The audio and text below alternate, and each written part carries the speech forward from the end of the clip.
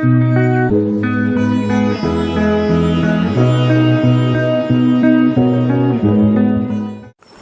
இரட்சகருமாகிய இயேசு கிறிஸ்துவின் நாமத்தினாலே யாவருக்கும் வாழ்த்துக்களை தெரிவித்துக் கொள்கிறேன். ஏர்னஸ்ட் கோர்ட் என்பவர் 2ஆம் உலகப் போரின் போது ஜப்பானியர்களால் கைது செய்யப்பட்டு அவர்களுடைய ஆளுகைக்கு உட்பட்ட தாய்லாந்து தேசத்திலே கொண்டு போய் விடப்பட்டார். அங்கே பல இடங்களிலும் ஜப்பானியர்களிடத்திலே சரணடைந்தவர்களையும் அவர்கள் கைது செய்தவர்களையும் கொண்டு வந்து பெரிய முகாம் அமைத்திருந்தார்கள். அந்த முகாமில் உள்ளவர்கள் எல்லாம் கடுமையான வேலை செய்யும்படிக்கு வற்புறுத்தப்பட்டு காலை முதல் மாலை வரை ரயில் தண்டவாளங்கள் அமைக்கும் பணியிலே அமர்த்தப்பட்டார்கள். ஒரு நீண்ட தூர ரயில் பாதையை இவர்கள் எல்லாரும் சேர்ந்து அமைக்க வேண்டும்.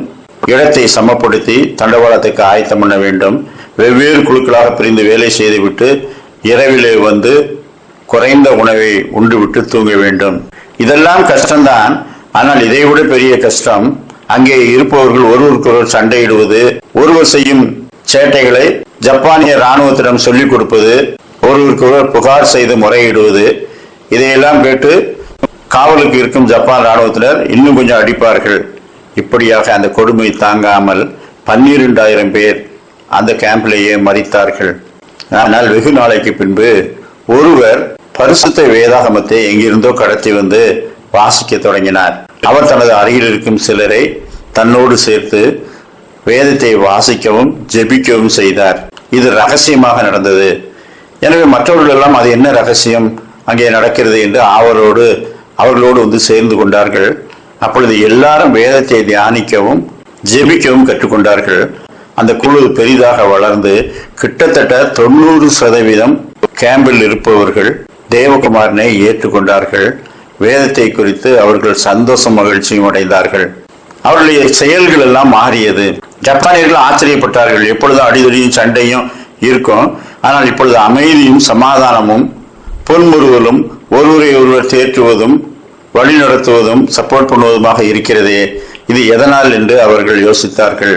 அப்பொழுது பரிசுத்த வேதாகமும் ஒருவருக்கு கிடைத்திருக்கிறது, அதை வைத்துக் கொண்டு அவர்கள் இப்படி மாறிவிட்டார்கள் என்று கேள்விப்பட்டதும் அவர்களுக்கு ஆச்சரியம்.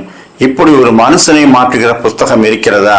அதுவும் ஒருவர் அல்ல, இருவர் அல்ல, நெருக்கப்படுகிற அநேகர் அவரை ஏற்றுக்கொள்ளும்படியாக ஒரு புஸ்தகம் இருக்கிறதா? ஒருவேளை எங்களுடைய ஜப்பானிய மொழியிலே அது என்றைக்கு கிடைக்கும்? அதை நாங்கள் வாசிக்க வேண்டும் என்று அவர்கள் தங்களுக்குள்ளே சொல்லிக் கொண்டார்கள். ஜப்பானியர்கள் வேதத்தை தடை செய்து எல்லாவற்றையும் அழித்து போட்டு எவனாவது வேதத்தை வைத்திருந்தால் அவனை கொடுமைப்படுத்தும் அந்த வேலையும் செய்தார்கள். ஆனாலும் காவலில் இருக்கிற அநேகர் விசுவாசிகளுக்கு உதவியாக இருந்தார்கள்.